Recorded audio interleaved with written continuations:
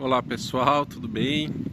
Vou aproveitar que apareceu de novo aqui essa Alfa Romeo 156, final de semana de sol. O proprietário dela é bem cuidadoso, né? Essa aqui ela só dá breves voltinhas, breves saidinhas para pegar um solzinho, né? De vez em quando no final de semana. É um carro de coleção, é claro. Então vou aproveitar aqui a ocasião para gravar um pouquinho mais a respeito desse carro aqui, que é muito interessante, é uma raridade já nos nossos dias, né? Na época já que foi vendido entre 1999 até 2003 no Brasil, as unidades que foram importadas aí não foram em grande quantidade, né? Se não me engano foram na casa de 2.000 e poucas unidades, né?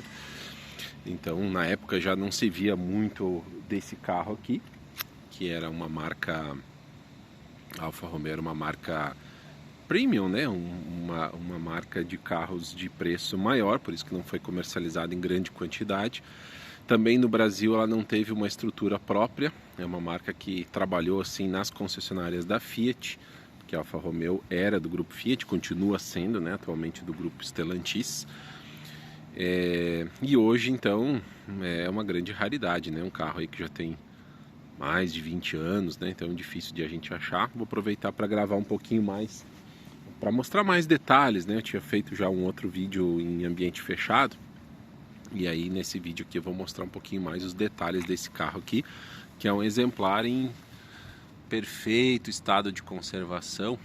Então ele representa muito bem, por isso que vale o registro aqui, representa muito bem uma Alfa Romeo 156. Bom, essa aqui, como eu tinha falado no outro vídeo, ela tem a característica de estar com as rodas aro 16, que eram opcional, fazia parte de um kit opcional, kit esportivo, ou como muitos chamam de Alfa Romeo 156 Sport, né?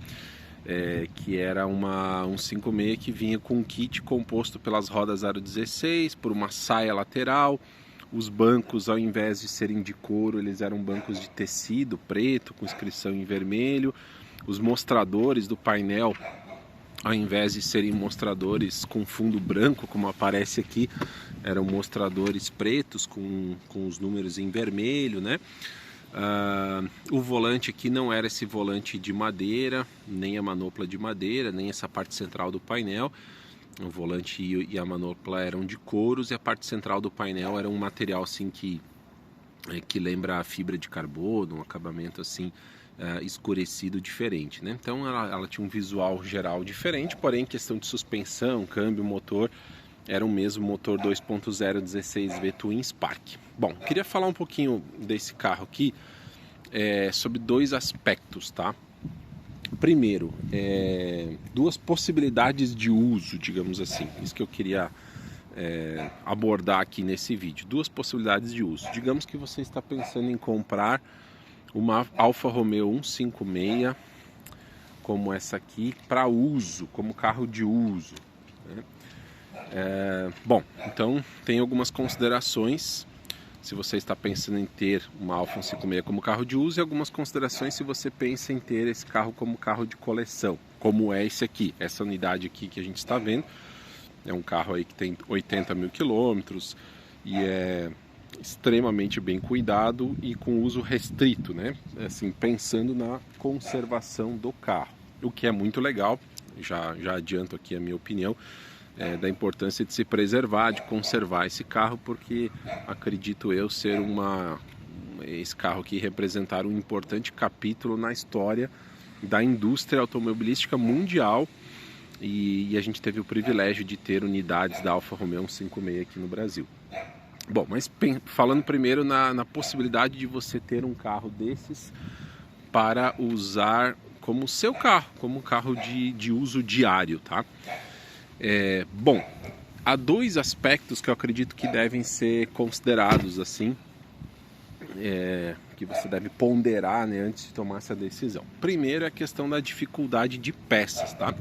Diferente do que algumas pessoas pensam, há um compartilhamento muito pequeno de peças entre Alfa Romeo 156 e qualquer outro carro da Fiat, né? Tirando um ou que outro item em que se tem ali uma compatibilidade com o Fiat Marea, tá? mas são poucos itens. A maioria das peças desse carro, incluindo peças de desgaste, são peças específicas, tá?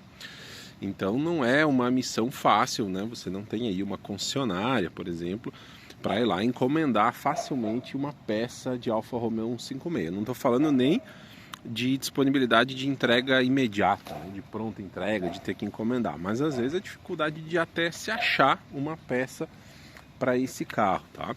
Se acha, tá? Não é, eu diria assim, não, no momento, estou gravando esse vídeo aqui em novembro de 2023, né? No momento, esse carro aqui ainda não está assim naquela situação de que corre-se o risco de dele ficar parado, dele não rodar. Não, se consegue. Em algum lugar ou outro você vai conseguir aí as peças necessárias para fazer a manutenção dela, né? Algumas servem de doadoras, né? A possibilidade de se fazer importação, né? Tem algumas pessoas que têm um trabalho assim focado em autopeças para Alfa Romeo, né? Principalmente lá em São Paulo, Minas Gerais também. Então se consegue, tá? Você não vai ficar totalmente na mão, não corre o risco, né? Se você tiver uma Alfa Romeo 156, você não corre o risco de ficar sem rodar com ela. Mas não é fácil, né? São peças que geralmente quando você acha são caras, demora até você achar, né? Então esse é um primeiro ponto que há de se ponderar antes de ter uma Alfa Romeo 156 no Brasil como carro de uso diário. Outra questão é a suspensão dela, tá? Esse carro aqui, a gente costuma dizer assim que ele tem a suspensão de cristal, porque para as vias brasileiras não é uma suspensão nada adaptada, tá? É um carro que ele simplesmente lê todas as imperfeições das ruas, do asfalto, né? E a gente sente que ele bate seco, ele sofre bastante com buracos, com imperfeições. Então é um carro assim, que realmente não foi feito um trabalho, uma adaptação muito grande pensando nas vias brasileiras, né? Nas nossas rodovias aí. Então você tem que considerar aí, se você pensa em comprar uma Alfa 156 como carro de uso diário, tem que pensar bem nessa questão de como são as estradas, como são as ruas aí da região onde você mora, tá bom? Por outro lado, esse carro ele tem uma suspensão que permite andar colado na estrada, né? Ele é extremamente estável, a posição de dirigir é baixa e ele simplesmente não apresenta inclinação, rolagem de carroceria, mesmo entrando em curvas assim com um pouco mais de velocidade, né? Ele é um carro colado no chão, ele transmite assim um kart feeling, uma esportividade na estrada maravilhoso, né? Então, se você pensa em ter esse carro assim para se divertir nessas ocasiões na estrada, principalmente pensa aí numa estrada bastante sinuosa, com bastante curva, você vai se divertir bastante. Ele transmite bastante esportividade, tá? Pela suspensão, pela direção assim bem direta, o diâmetro ali da direção lá é um diâmetro pequeno também, você percebe. É um carro muito na mão, muito gostoso de dirigir, né? Não é um carro assim, aqui no Brasil essa versão que nós recebemos com motor 2.0 Twin Spark, não é um carro assim de potência excessivamente alta, tá? Ele tem 153 cavalos, então tem um desempenho legal, né? Uma potência legal, é um carro relativamente leve, mas não é nenhum absurdo. Por isso que eu falo assim que você vai tirar ainda mais diversão num carro desses pensando numa estrada sinuosa, com muitas curvas, né? Ele realmente entra muito firme, chama muita atenção o equilíbrio desse carro nas curvas, tá? No Brasil, como eu falei, a gente já recebeu todas as unidades com esse motor 2.0 Twin Spark. Algumas exceções são algumas Alfa 156 que vieram com motor Busso V6 na configuração 2.5, mas aí sempre ou quase sempre com câmbio automático. Parece que vieram algumas unidades raras aí com câmbio manual, né? E o motor é esse aqui, né? Foi bom a gente ter recebido no Brasil esse motor, porque na Europa esse carro ele teve motores Twin Spark 1.6, 16 válvulas, 1.8, 16 válvulas, né? No Brasil sempre com motor 2.0. Então é um carro assim que realmente se conseguiu sempre um desempenho muito legal, muito bom nesse sentido aqui no Brasil, tá? Na Europa ele teve uma configuração que infelizmente não veio para o Brasil, que é a 156 GTA, né? Uma esportiva de verdade, com motor 3.2 V6, 24 válvulas, uma obra de arte. Infelizmente não recebemos a 156 GTA, nenhuma unidade no Brasil. Teve um 156 GTA e Alfa Romeo 147 GTA. Esse motor aqui até falei no outro vídeo, é muito interessante porque é um motor Twin Spark, né? Ou seja, 2 velas por cilindro, né? Uma vela pequena, uma vela grande, que faz com que ele tenha essa potência alta, né? Para um 2.0, 16 válvulas, 153 cavalos. Né, pro ano aí de 98, 99, né, quando esse carro foi lançado no Brasil, era uma potência que chamava muito a atenção, muito interessante, tá? Bom, falando aqui desse carro como carro de coleção, eu acho muito legal esse carro como coleção pela marca Alfa Romeo, por essa diversão ao volante que eu até já mencionei. Então acho que é uma boa pedida, né? Fechei aqui o capô. Uma boa pedida como carro de coleção. E a gente não pode falar de Alfa Romeo 156 sem falar da beleza desse carro. Esse carro aqui é o típico carro que enche os olhos, né? Que dá gosto de ver. Isso tem muito a ver, né, pessoal, com a história de como a Alfa Romeo pensou esse carro, que eu vou contar aqui um pouquinho para vocês.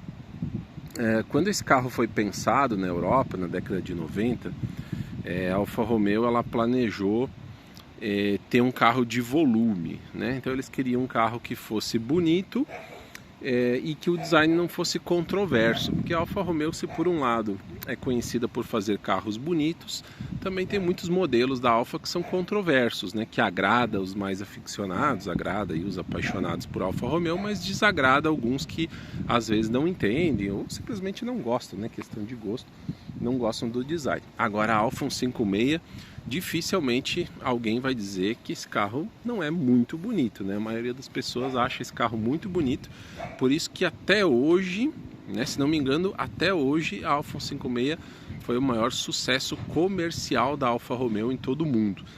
Então ele foi lançado e logo agradou a todos. Eles conseguiram aqui um resultado, quem conseguiu isso foi o Centro Stile da Alfa Romeo, né, porque a Alfa Romeo ela abriu até uma concorrência entre o Centro Stile, entre a Pininfarina, por exemplo, que desenhou muitos carros italianos, né, Ferrari, Alfa Romeo, abriu uma concorrência. A melhor proposta, a proposta vencedora foi do Centro Stile Alfa Romeo. Então, desenho do próprio centro de design da Alfa Romeo, e é um desenho assim que realmente conseguiu algo muito interessante, que é ser extremamente belo e não ser controverso.